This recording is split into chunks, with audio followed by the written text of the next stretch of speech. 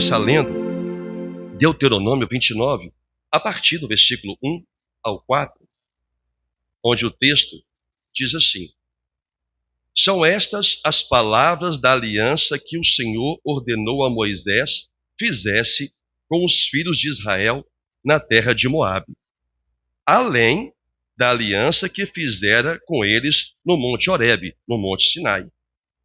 Então é uma outra aliança. Chamou Moisés a todo Israel e disse-lhe: Tendes visto tudo quanto o Senhor fez na terra do Egito, perante vós, a Faraó e a todos os seus servos e a toda a sua terra. As grandes provas que os vossos olhos viram, os sinais e grandes maravilhas. Porém, o Senhor não vos deu coração para entender, nem olhos para ver, nem ouvidos para ouvir, até ao dia de hoje. Amém. Bom, nesses 4 versículos eu quero fazer algumas ponderações. Primeiro, é que todos viram as obras que Deus fez, mas mesmo vendo as obras de Deus, este povo se recusou a obedecê-lo. Se recusou a se curvar diante de Deus, mesmo Deus mostrando poder para poder ser o Deus deste povo. Então Moisés, no versículo 2 diz, chamou Moisés a todo Israel e disse-lhe: Vocês têm visto tudo quanto o Senhor fez. Tudo que o Senhor fez na terra do Egito, perante vós, na presença de vocês, perante Faraó e a todos os servos e a toda a terra. Ora, eu quero fazer o meu primeiro comentário aqui. Nós acreditamos em obras de compaixão como fruto do Evangelho. Obras de misericórdia. Na conversão de um cristão, as obras de misericórdia e de compaixão não têm valor algum. O que é obra de compaixão? Essas obras assistenciais que uma igreja tem em favor de outra, todas essas obras, elas não têm cunho evangelístico. Quando você apenas exerce uma ação social, uma benfeitoria a alguém. Isso nada tem a ver com o poder que salva. Porque o poder que salva o homem, diga-se este homem, um homem que foi chamado por Deus, escolhido, eleito de Deus, não é o bem feito a ele, mas sim a pregação do Evangelho, quando este homem passa a crer nessa pregação. Neste momento, Deus fez algo que nós fazemos muito pouco. Deus fez por este povo algo até então não visto. Deus fez maravilhas, Deus manifestou poder ao enviar os 10 sinais dele no Egito, ou chamado das 10 pragas do Egito. Deus manifestou o poder ao libertá-los da perseguição de Faraó, abrindo o mar perante os seus olhos. O que mais? Deus fez água brotar de uma rocha em meio ao deserto. Então eles viram não apenas a bondade de Deus em, vou dizer assim, em fazer uma ação social para eles, em fazer uma benfeitoria por eles. Era o maná que descia do céu. Eram as codornizes que vinham e eles tinham carne, eles tinham pão, eles tinham tudo que precisavam. O que falar das roupas? Sapatos, roupas, que durante 40 anos permaneceram intactas, sem desgaste. Então, qual ação social nós podemos fazer que se compare ao que Deus fez? E nem isto, nem mesmo toda esta ação social foi suficiente para que este povo viesse a crer em Deus no sentido de lhe obedecer a voz, de obedecer a palavra. De igual modo, quando nós também fazemos uma ação social, ou uma benfeitoria, ainda que seja dentro da própria irmandade, isso não faz esta pessoa se converter. Isso não faz essa pessoa ser grata nem sequer a Deus. Ela é grata à igreja ou a quem fez a doação, mas não a Deus. A Deus é só nas palavras. Assim, este povo também agiu com Deus. O versículo 3 fala que as grandes provas e o que os vossos olhos viram, os sinais, as grandes maravilhas. Então Moisés começou ali a explanar para eles tudo o que eles viram e ninguém lhes contou. Eles viram. Então o versículo 7 fala assim: quando vieste a este lugar, Seom, rei de Esbom, e Og, rei de Bazã, nos saíram ao encontro à peleja e nós os ferimos. Tomamo-lhes a terra e a demos por herança aos Rubenitas e aos Gaditas e à meia tribo dos manassistas. O que Moisés estava mostrando para eles? Olha, Deus nos deu tanto o pão, a comida e a preservação das roupas e a água, quanto também nos deu grandes vitórias perante os nossos inimigos ou os nossos opositores. E mesmo o povo tendo visto tudo isto e recebido tudo isto, as obras de Deus não fazem com que uma pessoa se converta a Ele, mude o coração para Ele. Agora, o que foi exposto aqui para essa nação e está sendo um exemplo para nós? A depravação do homem foi exposta. O programa de ação social de Deus foi infinitamente mais eficaz do que qualquer coisa que possamos fazer e não converteu uma única alma sequer de toda aquela nação.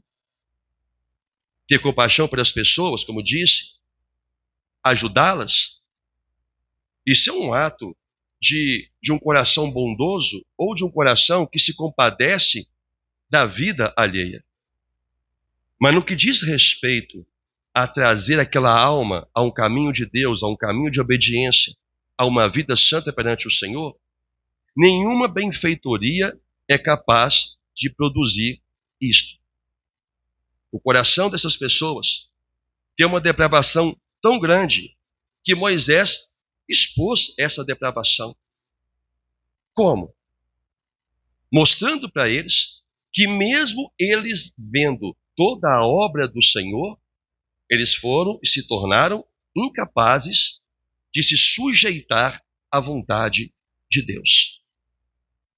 Então, quando nós vemos a depravação, ela é tão grande que o povo não poderia, por livre vontade, reconhecer o Senhor, obedecê-lo, mesmo vendo seus sinais, mesmo vendo as grandes obras que Deus fez.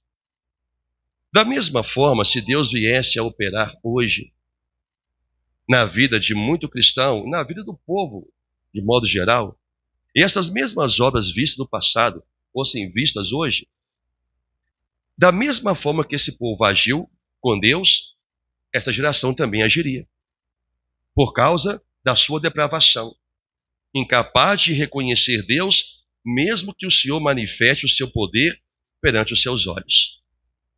A depravação do homem faz isso. O cega de tal maneira que ele sente a benfeitoria, mas não é grato a quem fez. Eu quero dizer que o homem é mais grato ao homem do que a Deus. Porque ao homem que faz o bem a ele, por uma questão talvez muito pessoal ou psicológica, parece que deve um favor pela vida inteira. E o que ele puder fazer para retribuir aquele favor, faz. Passa a abrir o coração mais para aquela pessoa, passa a ter mais consideração por ela, e o que puder fazer para retribuir, faz. Mas quando é Deus fazendo a ação, não existe essa resposta ao Senhor de ser devedor a Ele também da bondade que Ele proporciona, de querer retribuir a Deus da forma como fosse possível toda a bondade que o Senhor tem feito com a sua vida. Então, o homem é mais grato ao homem do que a Deus. E isso Moisés estava expondo aqui. Então, por causa da depravação do homem, Deus fez algo que agora vai apontar para a sua soberania. Deus fechou os seus corações, fechou os seus olhos, para que eles não correspondessem a absolutamente nada que Deus esperava deles. Olha o que diz o versículo 4 de Deuteronômio 29. Porém, o Senhor não vos deu coração para entender, nem olhos para ver, nem ouvidos para ouvir, até ao dia de hoje. Então aqui está a soberania de Deus sendo exposta. E vou acrescentar mais 2 textos para mostrar a soberania de Deus, agora apontando para a eleição dos santos. Entenda, Moisés está dizendo, vocês foram incapazes de corresponder àquilo que Deus esperava, desde a primeira aliança que foi feita. Por quê? Porque o próprio Deus encerrou os seus corações para que não desse ouvido a ele. Por causa do pecado que nós conhecemos aqui, a depravação que há no homem. Então Deus colocou uma aliança, e a aliança que Deus fez no Monte Horebe era uma aliança de ordenança, de você vai fazer para eu poder te conceder. Você vai ter que me obedecer. Então, era uma aliança que traz a mesma direção da aliança que foi feita com Adão no Éden. É uma aliança de obras. Deus apenas corresponderia ao povo mediante uma resposta do povo às suas leis. Agora Deus chama o povo e ele faz uma nova aliança. Mas primeiro ele está mostrando a depravação do homem. Eu fechei o coração de vocês, para vocês não me ouvirem. Eu fechei o coração de vocês, para vocês não atenderem a absolutamente nada. Então o Senhor declara para este povo, e eu vou acrescentar, antes de eu passar para essa outra parte, eu vou acrescentar mais 2 textos, porque aqui o Senhor começa a apontar nesta aliança a futura aliança que ele fará com o homem, a aliança da graça. Aqui ela começa a ser revelada além do que foi revelada no Éden. Então em Isaías 6,10, não precisa de abrir, eu vou apenas citar, o texto diz quanto à soberania de Deus, porque eu estou falando do versículo 4. Porém o Senhor não vos deu coração para entender. Isaías 6,10, ele profetizou: torna insensível o coração deste povo, endurece-lhe os ouvidos e fecha-lhe os olhos, para que não venham ele a ver com os olhos, a ouvir com os ouvidos e a entender com o coração, se converta e seja salvo. Esse é o primeiro texto que eu vou usar aqui para mostrar que, além do que foi falado em Deuteronômio 29,4, Deus ratificou também através de Isaías. E, posteriormente, revelado já na graça pelo apóstolo Paulo, em Romanos capítulo 9, versículo 18, que a palavra diz: logo, tem ele misericórdia de quem quer e também endurece a quem lhe apraz. Aqui eu peguei mais 2 textos para complementar e falar sobre a soberania de Deus. Que mesmo Deus tendo feito uma aliança com o povo, todo aquele povo estava sujeito à vontade de Deus de querer lhes dar um coração para entender toda a sua vontade. E o que Deus fez? Não vou dar. Mas Deus deu a palavra. Deus estava colocando a sua soberania perante o homem. Logo, não dependia apenas do povo de Israel atender à voz do Senhor. Vendo os seus milagres, vendo a sua ação social em favor deles, vendo as vitórias que ele dava perante os seus inimigos, mesmo sendo em número muito menor, o povo de Israel sempre foi vitorioso. Vendo os feitos das 10 pragas do Egito, que já mencionei, vendo o Mar Vermelho e tantos outros milagres que o Senhor fez. E eu nem estou falando da coluna de nuvem durante o dia e da coluna de fogo durante a noite, mostrando para o povo o caminho. Então, eles viram o que nenhuma outra nação, nenhum outro povo viu e jamais verá. Eles viram os feitos de Deus e não houve uma alma que se convertesse de todo o coração a Deus. Porque se fosse o fato de todos se converterem a Deus, anularia o fato de Deus escolher. Seria apenas pela obediência deles. Mas para obedecer à lei do Senhor, Deus precisava fazer algo. Deus precisava abrir o coração deles e dar a eles o entendimento. Então Moisés disse: o Senhor não vos deu o coração para entender as suas leis, embora ele as deu. Porém agora, Deus faz uma aliança, que é esta aqui que o capítulo 29 está tratando. Deus faz uma aliança, e esta aliança agora é uma aliança individual, porque a primeira aliança era com todo o povo. Todo israelita estava inserido nesta aliança, que era a aliança chamada aliança mosaica, a aliança da lei de Moisés. Todo o povo de Israel, toda a nação de Israel, do menor ao maior, estavam debaixo desta aliança. Esta segunda aliança que Deus agora está propondo, ele fala, não é a mesma do Horebe. Esta agora é uma outra aliança. Esta aliança agora ela é individual. Agora eu preciso da sua atenção daqui para frente. Esta aliança ela é individual. Já não é mais uma aliança com toda a nação de Israel, porém é uma aliança com cada um particularmente. E é aqui que nós vamos entrar. No capítulo 29 também, no versículo 10, o Senhor diz assim: vós estáis hoje todos perante o Senhor, vosso Deus. Aí Deus começa a falar quem? Os cabeças de vossas tribos, vossos anciãos, os vossos oficiais, todos os homens de Israel, os vossos meninos e as vossas mulheres. Para um pouquinho. Aqui Deus enumera toda a nação de Israel perante ele. Só que agora Deus acrescenta quem? E o estrangeiro que está no meio do vosso arraial, desde o rachador de lenha até ao vosso tirador de água. O que Deus está fazendo? Deus está pré-anunciando a aliança da graça. O que é a aliança da graça? A aliança que abrange não apenas o israelita, mas também aos gentios. Aqui é o pré-anúncio dela. Quando Deus fez a primeira aliança, é com Israel, apenas. Agora, nessa nova aliança que ele está trazendo para o povo, Deus está acrescentando também os estrangeiros. Desde o cortador de lenha até aquele que busca água, porque o estrangeiro, no meio do povo de Israel, ele era tratado como escravo, era escravo do povo.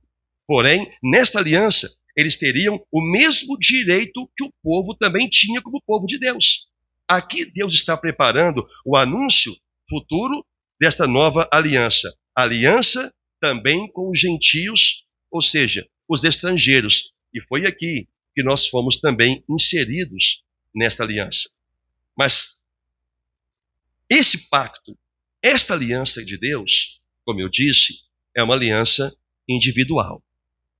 Não é uma aliança de toda a nação e de todos os povos representados pelo estrangeiro. Deus simplesmente inseriu as outras nações nesta nova aliança como um sinal do que ele faria por meio de Jesus Cristo. Eu já ensinei sobre isso, futuramente vamos mencionar de novo. Olha o versículo 12, como continua dizendo. Para que entres, eu vou ler o 11, tá? De novo, para pegar um ensejo. Os vossos filhos e vossas mulheres e o estrangeiro que está no meio do vosso arraial, desde o rachador de lenha até o tirador de água, para que entres na aliança do Senhor teu Deus. Então Deus incluiu todos, tanto os israelitas quanto os estrangeiros, ok? Para que entres na aliança do Senhor teu Deus e no juramento que hoje o Senhor teu Deus faz contigo, para que hoje te estabeleça por seu povo e ele te seja por Deus, como te tem prometido, como jurou a teus pais, Abraão, Isaque e Jacó. Não é somente convosco que faço esta aliança e este juramento, porém com aquele que hoje aqui está conosco perante o Senhor, nosso Deus, e também com aquele que não está aqui hoje conosco. Quem são ou quem é aquele singular que não está aqui hoje conosco? Como eu disse, é uma aliança individual. Senão ele falaria aqueles, mas é aquele.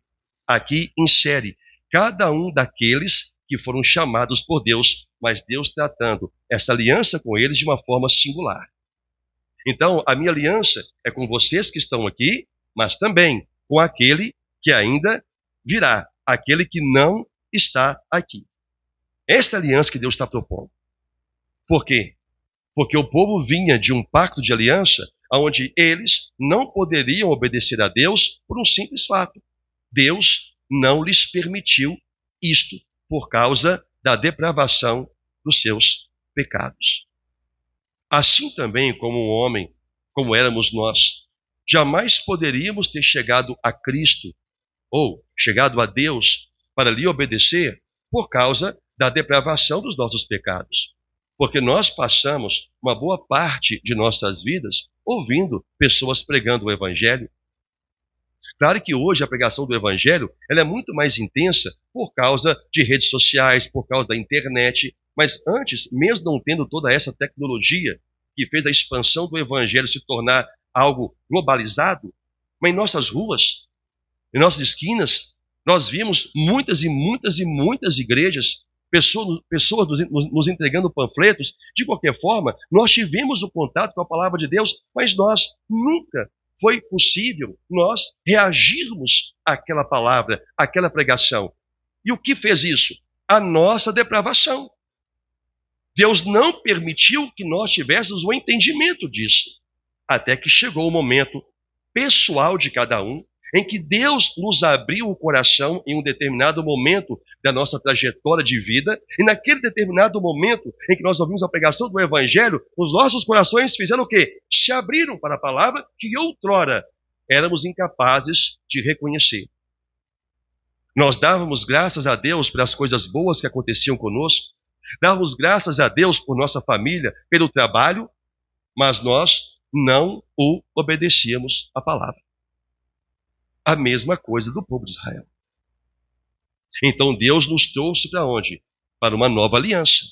Claro, não esta, mas a aliança de Cristo, o pacto com Cristo. Mesmo nunca a nós alguém ter nos ensinado sobre isto, mas nós entendíamos que é sobre Jesus Cristo que nós chegávamos até Deus, que é Jesus Cristo que ele foi crucificado em nosso lugar.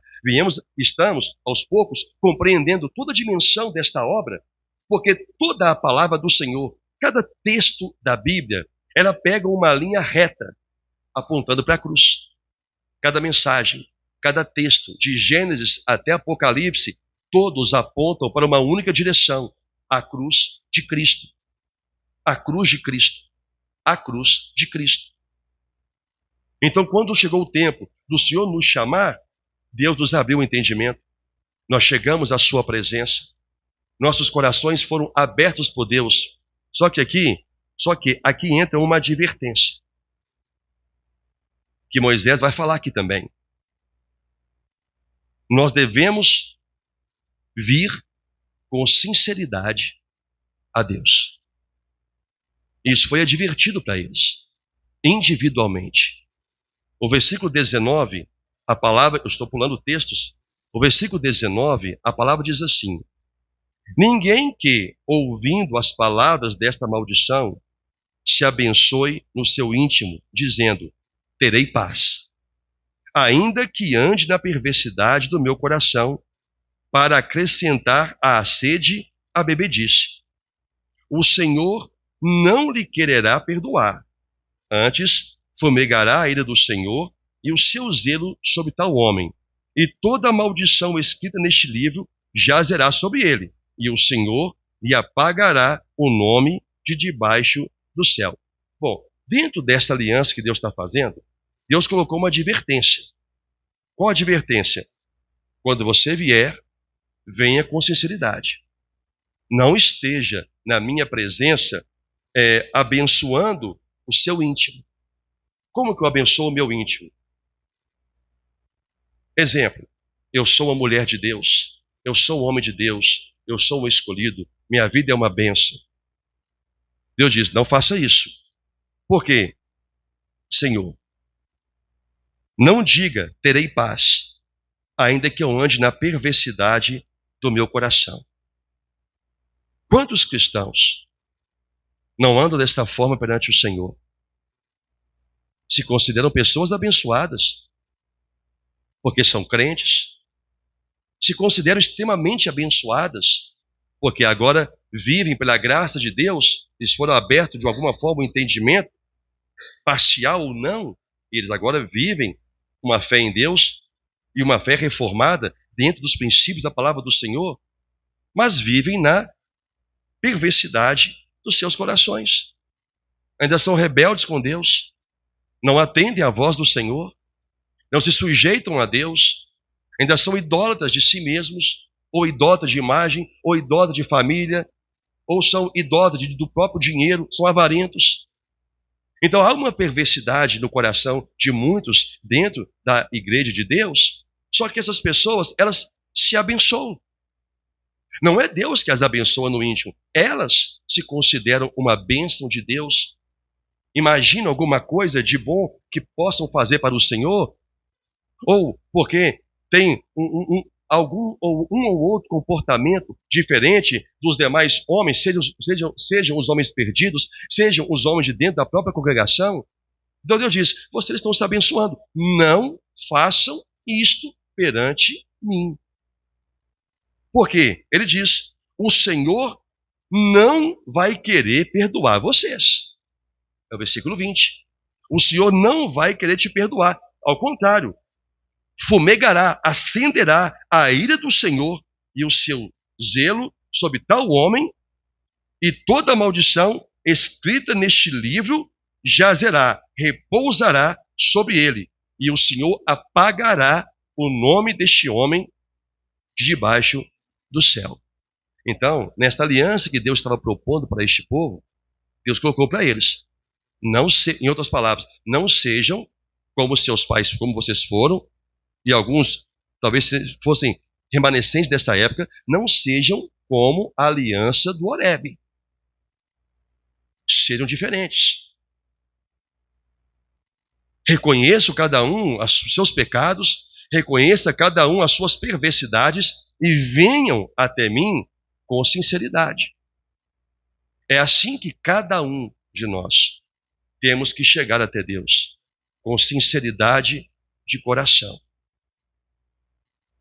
Nesta aliança, Deus promete a estes que Ele vai dar entendimento, vou te falar daqui a pouquinho, Ele promete misericórdia àqueles cujos corações serão abertos por Ele.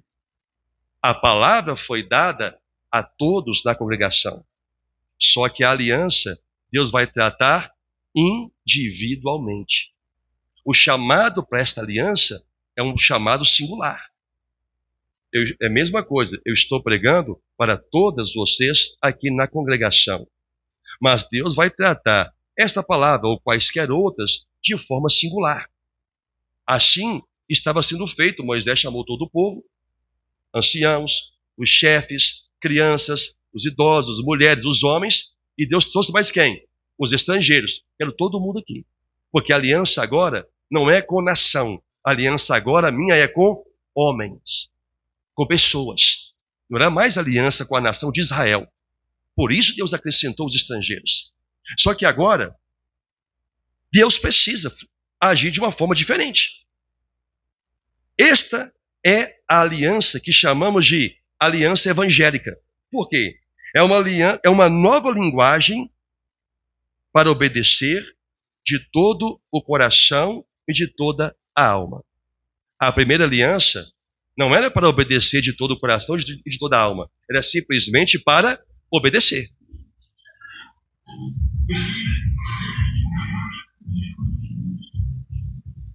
Era simplesmente para obedecer. Deus não estava preocupado naquele momento com o coração de quem estava obedecendo ou não. Ele queria a obra feita. O que Deus mandasse fazer, era para fazer. O que Deus falasse para não fazer, não era para fazer. Porém, agora, as coisas vão mudar. Por que as pessoas lá não poderiam servir de todo o coração? Porque Deus precisava agir para lhes dar o entendimento. E o que Moisés revelou? Deus não nos deu isto, mas nos deu ordem. Eu posso não fazer algo de todo o coração. Alguém me fala assim, Warley, pega este lenço e põe do outro lado. Eu entendo a ordem. Eu coloco aqui. Eu não preciso receber revelação no meu coração para entender quem é aquele que está me ordenando isso. E eu amá-lo, e eu respeitá-lo, e eu honrá-lo. Eu não tenho que fazer isso, eu não tenho que obedecer essa ordem de todo o coração. Eu só tenho que obedecer a ordem. Esta é a lei de Moisés. Obedecer. Pus aqui. Eu fiz a vontade de Deus? Fiz. Eu coloquei o lenço lá. Mas eu não fiz de todo o coração. E Deus não esperava isso de mim. Ele não esperava porque ele disse a Moisés, ele não me deu entendimento para isto. Ele fechou meu coração para isto. Agora, nesta nova aliança, que representa a aliança evangélica, que é a aliança da graça, Deus já trata diferente. Não apenas uma ordem, faça isso. Olha o que diz o capítulo 30, versículo 6. Mudei o capítulo 30 de Deuteronômio, versículo 6. O Senhor, teu Deus, circuncidará o teu coração e o coração de tua descendência. Para quê? Para amares o Senhor, teu Deus, de todo o coração e de toda a tua alma, para que vivas. Então vamos entender. Antes, Deus não abriu o coração. Então aquele povo não tinha nenhum tipo de amor por Deus. Mas eles sabiam o que é obedecer a uma ordem. Não precisava amar, mas precisava obedecer. Obedecer. Quando Deus está trazendo esta aliança nova em relação à primeira, esta aliança, Deus agora não está simplesmente requerendo a obediência. Ele vai querer a obediência, só que ele vai querer agora a obediência do coração. Então, qual é a aliança que ele faz? Eu vou circuncidar o coração de vocês. Eu vou mudar o coração de vocês. Para que vocês, a primeira coisa, para vocês amarem o Senhor. Para vocês me amarem. Eu vou mudar o coração de vocês. Para vocês poderem atender a minha voz de todo o coração. Olha só, e de toda a tua alma. E então vocês vão viver. Agora Deus requer a obra, mas Deus requer primeiro o amor, o coração. E esta ação só pode ser feita por Deus. Agora existe uma ação de Deus no coração do povo, no coração do homem, de cada pessoa, individualmente, para que este homem venha a obedecê-lo. A mesma coisa é o que nós vivemos na graça do Senhor. Ninguém pode obedecer a Deus. Ninguém tem a condição de amar a Deus se Deus não colocar este amor no coração desse homem. A palavra diz que Deus derramou o amor ao enviar o Espírito Santo a nós. Nós passamos a amá-lo, a reconhecê-lo e a submetermos a Ele, a sua vontade. Esta é a graça de Cristo. Nós sabemos identificar uma ordem de Deus, uma vontade de Deus. Só que o que precede em nós, ou em quem é chamado a obediência à ordem, primeiro, é o prazer de atendê-la. Porque tem o amor agora agindo. Este amor só age no coração de uma pessoa porque Deus abre, porque Deus dá. Se Deus não abriu o coração deste homem, este homem não tem a capacidade de servir a Deus. Antes, pela depravação total, Deus endureceu os seus corações. Agora, na aliança que representa a futura aliança da graça, Deus também é quem abre os corações para crerem. Então Deus estava agora mudando a história daquela nação. Agora eu vou abrir o entendimento, eu vou circuncidar o coração de vocês.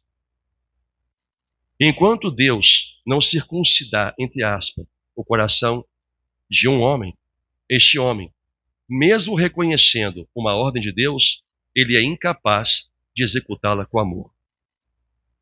Por isso que no Novo Testamento você vê qual é a vontade de Deus para aqueles que o servem, que façam de todo o coração, que façam de boa vontade como Deus quer. Porque é isso que foi dito na aliança que aqui estamos nos deparando. Tudo que fazemos a Deus, tudo que fizemos para o Senhor, nos propomos a fazer, só podemos fazer se houver amor. Só vai ser aceito por Deus se houver amor. E isto, como eu disse, é algo individual, é um chamado individual para uma nova aliança com Deus em Jesus Cristo. Então Deus chamou aquele povo coletivamente, acrescentou estrangeiros e anunciou aliança. Venham a mim e eu vou estabelecer uma aliança com vocês, um pacto com vocês. E para que vocês tenham condição de atender ao meu chamado, eu vou circuncidar, eu vou abrir o coração de vocês. E a primeira coisa que vai acontecer dentro de você é me amar. Todos? Não, mas todos aqueles que o Senhor abrir o coração. A mesma coisa é hoje no mundo. Ninguém pode vir até Jesus porque quer vir. Precisa de uma ação de Deus. Porque é Deus quem conduz o homem até Cristo.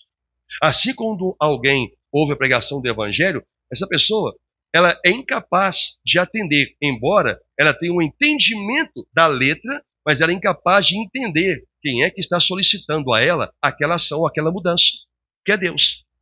Isso só acontece quando Deus, por sua graça, transforma o seu coração em um novo coração. Aí você começa a ser grato a Deus e a se submeter a Ele por amor. Atender a toda a palavra do Senhor por amor. E assim, esta representação da aliança evangélica passa agora a ser real na vida daqueles que no tempo de hoje o Senhor tem chamado, por sua eleição incondicional, independe de qualquer obra, porque se Deus fosse tratar o povo aqui pelas obras apenas, todos seriam condenados, assim como nós também. Só que Deus estava apresentando uma outra condição. A condição agora é que eu, que outrora fechei o coração de vocês para não me atender, Moisés falou isso no versículo 4, agora eu mesmo é que vou abrir. Agora eu quero abrir o coração de vocês, porque Deus, como eu falei, já estava pré-anunciando a graça de Jesus Cristo, acrescentando na aliança que sempre foi feita com Israel, os estrangeiros, os gentios, os quais somos nós. Está dando para compreender até aqui? Esta foi a aliança que Deus fez com este povo. E aqui você está se deparando com o pacto da aliança, pré-anunciando a aliança, a nova aliança no sangue de Jesus Cristo. Agora, Deus não espera que aquele cujo coração não foi aberto cumpra seus deveres de compromisso dentro de sua nova aliança. Deus não esperava daquele povo amor. Deus não esperava nem sequer gratidão. Por isso que Moisés citou tudo que Deus fez. Tirou do Egito, abriu o Mar Vermelho, operou grandes prodígios por 40 anos no deserto, mas ninguém, usando o termo que aplicamos hoje, nenhum deles se converteram a Deus porque viram a sua bondade. Muita gente dentro das igrejas vê a bondade do Senhor. E isso não as faz mudar para Deus. Porque eu tenho uma máxima comigo, que povo é povo em qualquer lugar e em qualquer época. Da mesma forma que agiram com Deus lá atrás, porque não podiam. Eram depravados. Eles só poderiam corresponder para algo bom, de certa forma, aos olhos do Senhor, se Deus intervisse. E é isso que Deus está propondo para eles nessa nova aliança. Eu vou intervir. no coração de vocês. Eu vou circuncidar vocês no coração. Não mais circuncidar como a lei exigia lá na fimose do rapaz, para ele poder ser, para Deus poder, para aquela nação poder estar sempre confirmando a aliança que foi feita lá no Monte Sinai. Agora, Deus disse, é no coração que agora eu vou circuncidar você. Porque todos os homens que estavam ali eram circuncidados. Mas o coração ainda estava endurecido, como prego, duro. Não tinham capacidade de atender a nenhuma das vontades do Senhor por amor. Só por ameaça. Só por ameaça. Não por amor. Agora, o homem circuncidado no coração, ele não precisa ser ameaçado por Deus. Ele faz porque ele ama, porque esse amor é colocado por Deus. É isso que ele está falando, está aqui escrito. Para amares o Senhor, teu Deus, de todo o coração. Mas a lei já falava isso. Amarás, nos primeiros mandamentos, amarás o Senhor teu Deus de todo o teu coração, de toda a tua força, de todo o teu entendimento. Isso nunca foi possível. Porque o coração de um homem que não é regenerado por Deus não pode amá-lo, mas pode obedecê-lo sob ameaça. Aliás, qualquer pessoa obedece qualquer um sob ameaça. Quando está pronto para perder alguma coisa, seja a própria vida ou de outrem ou alguma coisa de sua vida. Qualquer um obedece a uma ameaça. Qualquer um obedece a uma ameaça. Mas qualquer um não obedece por amor. Para isto, Deus precisa agir no coração do homem. Por isso que ninguém pode vir até Cristo se Deus não trouxer. Ninguém pode crer na pregação do Evangelho se Deus não der o entendimento. Porque Isaías já disse, e eu li aqui, a profecia de Isaías. Onde é que eu coloquei ela? Estou procurando ela aqui, é tanta folha. Está aqui, Isaías 6:10. Torna insensível o coração deste povo, endurece-lhes os ouvidos e fecha-lhes os olhos, para que não venham ele a ver com os olhos, a ouvir com o coração, a ouvir com os ouvidos, a entender com o coração. E olha por quê? Para que não se convertam e sejam por mim salvos. Porque Deus não tinha interesse de salvar. Deus só salva quem ele escolheu antes da fundação do mundo. E Deus insere essas pessoas na nova aliança do sangue de Cristo. Aqui, como já disse, pré-anunciada a nós através dessa geração do povo de Israel. Logo, até mesmo o pedido que eu fiz aqui, mais cedo, antes do culto, você só pode atender se Deus abrir seu coração para isso. Você pode atender sob ameaça. Mas você não vai nunca atender por amor, se Deus não fizer isto em você. Ou em mim. Então Deus não esperava da primeira geração nenhum compromisso com a aliança feita no Horebe, a não ser obedecer. Sob ameaça. E a lei é isto. Você faz, você não faz, é punido. Nessa nova aliança, Deus também não espera de quem ele não abriu o coração nenhum tipo de compromisso com ele. Eu quero agora mudar o foco da minha ministração e falar a seguinte coisa. Se a aliança que Deus faz não é com uma nação, nem com um grupo de pessoas, ela é individual, então a pergunta é, você tem uma aliança com Deus? É uma pergunta pessoal. Você irmão, irmã, você tem uma aliança com Deus? Deus te chamou para ter uma aliança com Ele? Esta é a pergunta. E sobre isso eu quero fazer alguns comentários. Primeiro, é entender que se Deus faz uma aliança com você, isso não significa que Deus fez uma aliança com quem está do seu lado. Isso não significa que Deus fez uma aliança com seu filho, ou com seu pai, ou com sua mãe, ou com o seu marido, ou com a sua esposa, ou com o seu namorado, ou com a sua namorada, ou com o seu noivo, ou com a sua noiva, ou com o seu irmão de congregação. A aliança ela é individual. Em Lucas capítulo 17, e os textos que vou terminar, eu quero que você leia para as minhas ponderações finais. Lucas capítulo 17, eu quero ler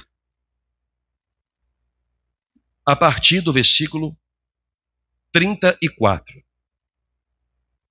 A palavra do Senhor assim diz, nas palavras do próprio Senhor Jesus: digo-vos que, naquele dia, 2 estarão numa casa, um será tomado e deixado o outro. 2 mulheres estarão juntas moendo, uma será tomada e deixada a outra. 2 estarão no campo, trabalhando, um será tomado e o outro deixado. O que está sendo apresentado aqui? A individualidade do chamado de Deus. A individualidade do chamado de Deus. Você pode ter uma aliança com Deus.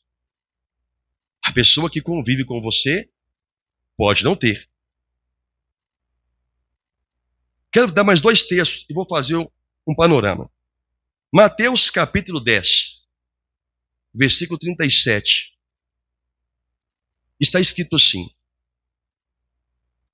quem ama seu pai ou sua mãe mais do que a mim, não é digno de mim. Quem ama seu filho ou sua filha mais do que a mim, não é digno de mim. É evidente que aqui está incluído quaisquer outras coisas correlacionadas. Quem ama seu amigo ou sua amiga mais do que a mim, não é digno de mim. Quem ama seu noivo ou sua noiva mais do que a mim, não é digno de mim. Quem ama seu namorado ou sua namorada mais do que a mim, não é digno de mim. Quem ama seu irmão de caminhada cristã mais do que a mim, não é digno de mim. Isso inclui quaisquer outras coisas correlacionadas. Então Deus está tratando aqui, mais uma vez, a individualidade. E o último texto, eu vou abrir aqui uma explanação. Mateus 15, versículo 14. A palavra diz assim: deixai-os, são cegos, guias de cegos. Ora, se um cego guiar outro cego, cairão ambos no barranco. Só até aqui. Eu quero fazer uma última ponderação sobre esses textos. Se a aliança de Deus com o homem ela é individual, logo, isso não é garantia de quem está conosco ao nosso lado esteja em aliança com Deus. Em outras palavras, se você é uma pessoa que tem uma aliança com Deus e você toma uma atitude na vida contra a vontade do Senhor, a pessoa que está caminhando com você, marido, esposa, noivo, namorada, colega, não vai te ajudar a cumprir o seu compromisso com Deus. Pelo contrário, vai concordar com a sua atitude momentaneamente errada, você só vai cair a ficha depois. Que você fez algo que não era o que Deus esperava de você. Mas a pessoa que está do seu lado não vai mover um dedo para te mostrar que você está errado. Por quê? Essa pessoa não tem compromisso com Deus. É você que tem. Deus não espera nada da pessoa que está do seu lado se ela não for uma pessoa inserida na aliança com Cristo. Aliança da graça. Deus não espera que ela lhe obedeça, que ela entenda o que está sendo pregado, que ela priorize e valorize as coisas que são prioridades e valorosas para Deus. Há um texto que diz, é melhor serem 2 do que 1. É claro que o contexto fala ali de 2 cristãos andando juntos, que estão inseridos na aliança da graça. Cada um foi chamado individualmente, mas, por graça, se complementaram, seja em amizade, ou seja em um vínculo de casamento, um laço matrimonial. Então, é melhor serem 2 do que 1. O texto fala, se um cair, o que é cair? O que é cair nesse contexto? Se um tiver o ímpeto de fazer alguma coisa errada, o outro o ajuda, porque é mais difícil os dois pensarem ao mesmo tempo fazer algo que desagrada a Deus. Mas um ou o outro pode. Então entra o outro, espera aí. Não é isso que nós temos. Nós somos chamados por Deus, nós estamos numa aliança. Não é isso que Deus espera de nós. Não é isso que nós temos que fazer. Aí o outro chama o outro que está tendendo a fazer algo errado, a consciência. E o que ele faz? É mesmo. Eu não tinha nem percebido que estava errado. E volta. Então, nesse caso, é melhor ser dois do que um. Outro caso. Um está na aliança, o outro não. O outro que não quer vida com Deus, que não vai medir nenhum esforço para atender à vontade do Senhor, vai seguir uma vida depravada, mesmo estando na igreja. E você vai sempre lutar para trazê-lo ou para trazê-la para o caminho. Só que ele não pode vir. Ele pode estar na mesma congregação que você. Pode ser seu filho, seu pai, sua mãe, seu noivo, seu marido, sua esposa.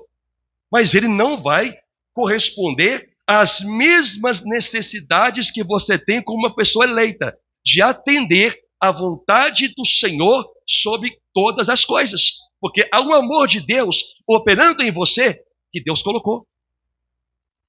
Consegue entender isso? Não vai. Você vai passar a vida inteira lutando para essa pessoa agir certo, agir como cristão, abandonar pecado, ter prioridade para as coisas de Deus. Essa pessoa não vai corresponder. Não é porque ela não quer, é porque ela não foi chamada para essa aliança. O coração dela ainda está o quê? Fechado. Deus não abriu o coração dela. E possivelmente não vai fazer isso. Neste caso, não é melhor serem dois do que um. Neste caso, a sua luta é sozinha. Porque se você que foi chamado ter a tendência, por algum momento, de fazer algo contra a vontade do Senhor, o que você vai encontrar para quem está do seu lado? Um apoio. Ah, é isso mesmo. Não tem problema. Não tem nada a ver. Ah, não vou fazer mesmo não, depois a gente faz. Você não vai encontrar um apoio para te trazer a sensatez. Entende a diferença do primeiro exemplo? Onde os dois estão na aliança. Agora, esse texto aqui já fala dos dois que estão numa igreja, mas é um guia cego. É um cego guiando outro. Mas se ambos não foram chamados para Cristo, para estar inserido na aliança da graça, o Senhor disse, os dois vão cair no precipício. Deixe eles. Não adianta você ficar falando.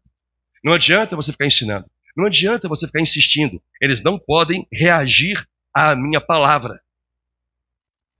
Eles não têm condição de reagir à pregação do meu evangelho.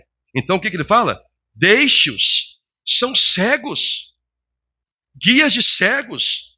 E se um cego guiar outro cego, ambos cairão no barranco. E esse é um retrato.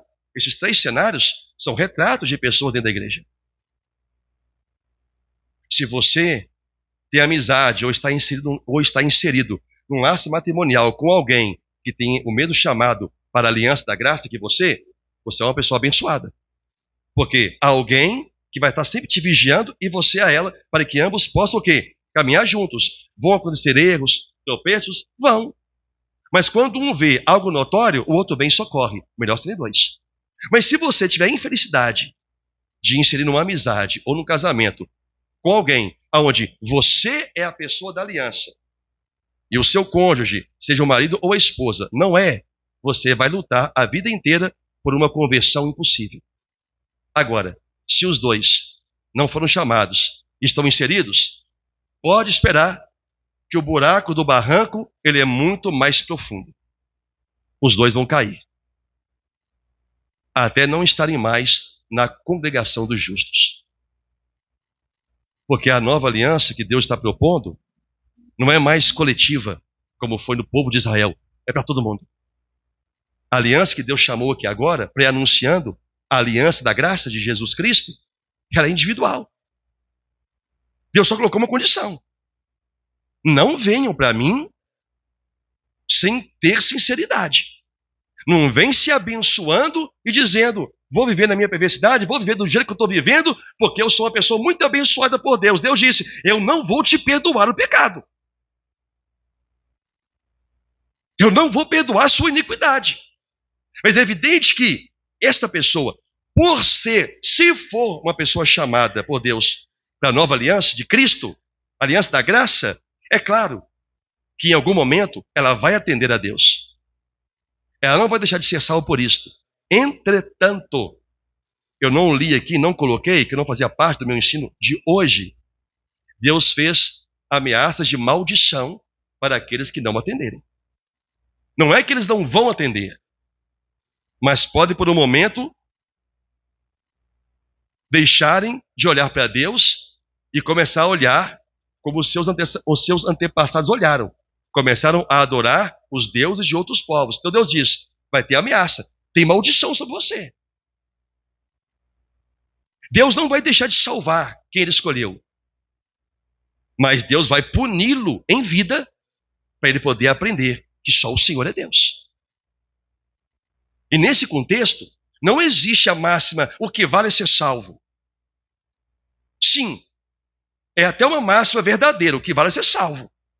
Mas sofrer nas mãos de Deus as suas maldições em vida é algo que você não quer para o seu pior inimigo.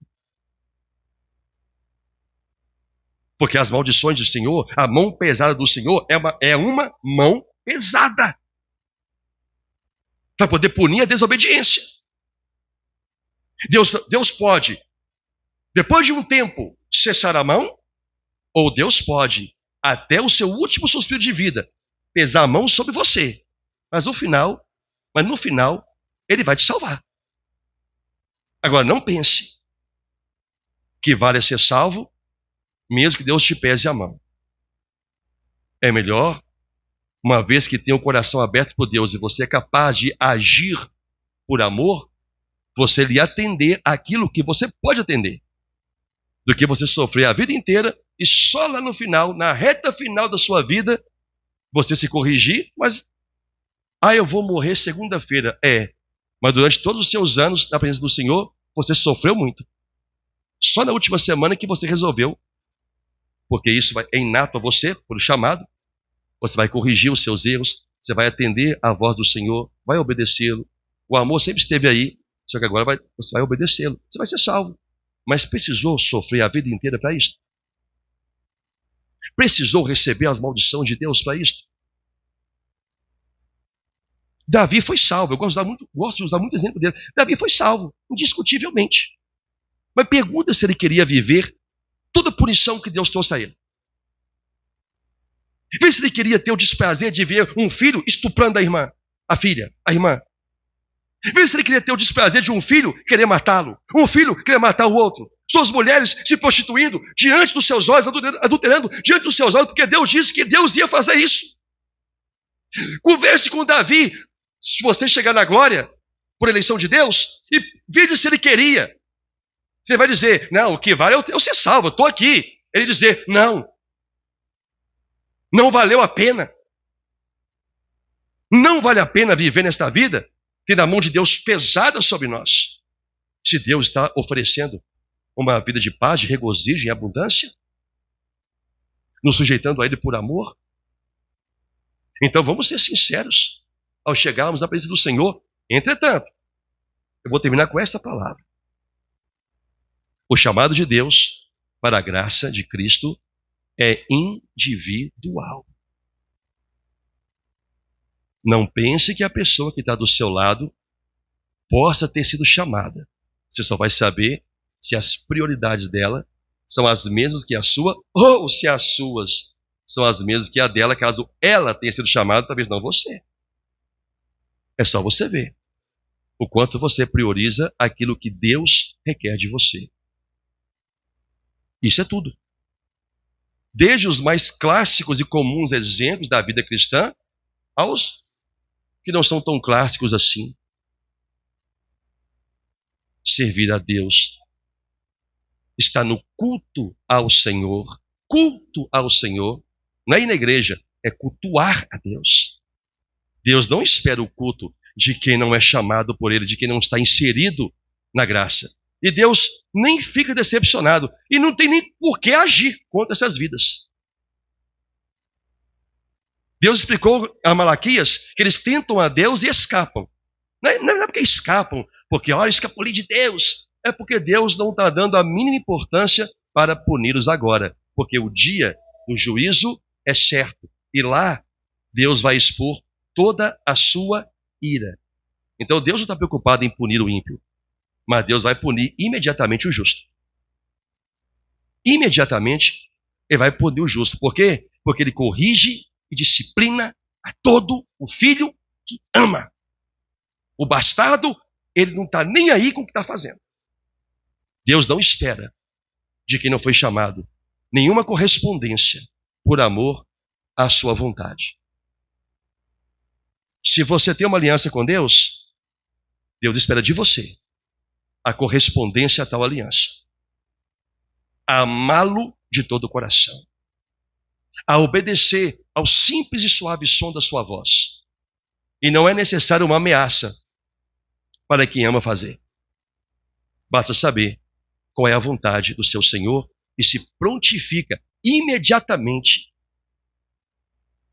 a abrir mão de tudo, de tempo, de vida, de recursos, de qualquer coisa, para atender ao chamado de Deus. Quando alguém diz assim, eu sou servo do Senhor, geralmente é ensinado um texto que Elias falou, eis-me aqui, envia a mim. Elias nem sabia o que era para fazer. Deus só falou, a quem enviaremos? Lá vai Elias. Senhor, eu aqui, ó, envia a mim. Ele não sabia o que Deus ia querer dele, não sabia qual era a obra para ser feita.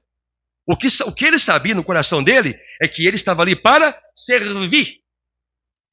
Quando Deus chama alguém, Deus chama alguém para servi-lo.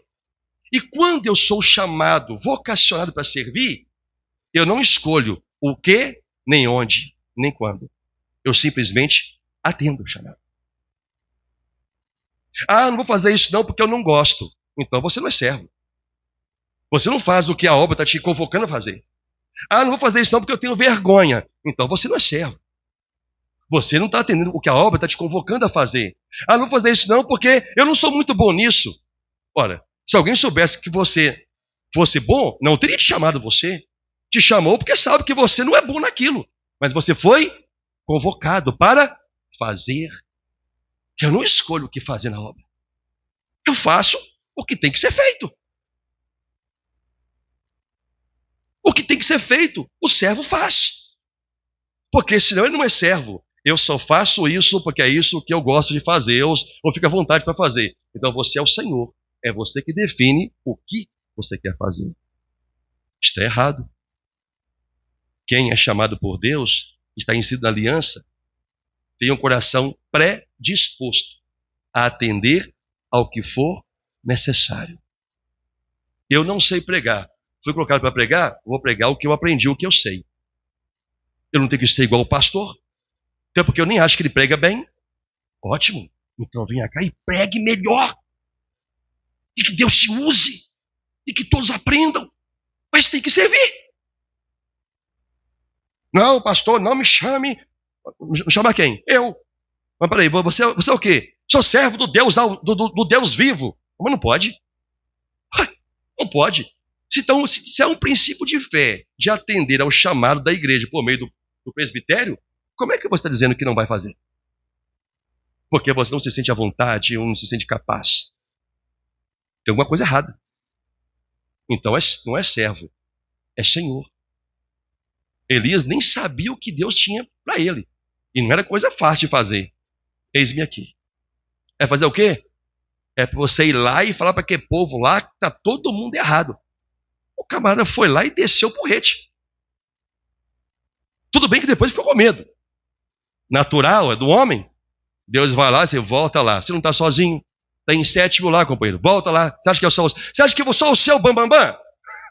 Vai lá que tem mais 7 mil. Que são iguais a você. São meus. Eles não se curvaram para Baal. Pode ir lá que eles estão com você. Ah, vai Elias, com toda a coragem, e faz o que nós já conhecemos. Lá nos feitos dele. Ainda zombou. Para quem fugiu, agora já estava o quê? Zombando. Porque é servo. Então, irmãos, se você tem uma aliança com Deus, Deus espera que você cumpra os seus deveres com Ele. Ele não vai esperar isto de quem não foi chamado. Se ele não abriu o coração, por que ele vai requerer amor? Obediência. A graça não traz ameaça. A graça traz graça. O favor imerecido para aqueles que foram agraciados com o chamado de Deus. Então, se você, sabe o texto, se você tem uma aliança, na verdade é uma pergunta, você tem uma aliança com Deus? Se a sua resposta for, sim, eu tenho, eu fui chamado para a aliança da graça, então corresponda como alguém que tem uma aliança com Deus e cumpra seus deveres com o Senhor, de obedecê-lo, de amá-lo e de atender a tudo o que ele exige na sua obra. Porque Deus só espera isso de quem tem uma aliança. Quem não tem, ele não espera, não está preocupado nem agora e nem no futuro. Porque Deus não tem preocupações com isso. Mas Deus se preocupa em corrigir um filho, disciplinar o filho. Olha se quem está do teu lado. Tem amor por Deus, pelas coisas do Senhor. Vê se essa pessoa caminha sozinho com Deus. Que tem isso também, né? Tem esposa que só vai à igreja, não é só vir aqui, só vai à igreja se o marido for. Tem marido que só vai à igreja se a esposa for. Tem namorada que só vai na igreja se o namorado estiver lá. Tem namorado que só vai na igreja se a namorada estiver lá. Tem noivo que só vai na igreja se a noiva for. Tem noiva que só vai na igreja se o noivo for. Às vezes, o marido adoece. Por que você não veio? Ah, que meu marido adoeceu. Ué, foi ele ou foi você? Ou falando, por que você não veio na igreja? Ah, porque meu namorado passou mal. Ué, foi ele ou foi você que passou mal? Ou falando, por que você não veio na casa? Ah, porque o meu filho está doente. Falei, mas é um pai e uma mãe. Um não pode ficar em casa e o outro vir cultuar a Deus? É assim que você vai saber. Se é bom, se é melhor serem dois do que um. Estou dando aqui um exemplo mais clássico dentro de uma igreja. Agora, se são dois cegos, não entendem nem mesmo a palavra que o pastor está ministrando. Que Deus nos conceda a todos nós graça de termos sido inseridos nessa nova aliança. E o que testifica isso é como nós correspondemos à vontade do Senhor. Amém? É assim que vamos sermos sabedores destas coisas. Claro que este ensino sobre esta aliança, ele é amplo, ele é muito grande. E é um dos ensinos que até então mais me impressionou lá no meu seminário. Isso eu aprendi lá no meu seminário. Eu quis compartilhar com a igreja isso. Ele é muito amplo, é muita coisa. E aqui não é um curso teológico, é uma igreja. Então eu estou simplificando para trazer uma mensagem objetiva, de aplicação. De você entender. Dois vão estar numa cama. Um tirado, do outro deixado. Quer dizer, pastor, que ou é o marido ou a esposa que vai ser salvo? Não. Deus estava mostrando que o fato de os dois estarem na igreja, um pode ser um eleito e o outro não. O que está mostrando é isso. Apenas isso. Mas ambos podem ser santos, chamados e serão salvos. É como correspondem à vontade do Senhor. Diga graças a Deus. Que Deus seja louvado sempre em nome do Senhor Jesus. Meus irmãos, vamos orar em nome de Jesus.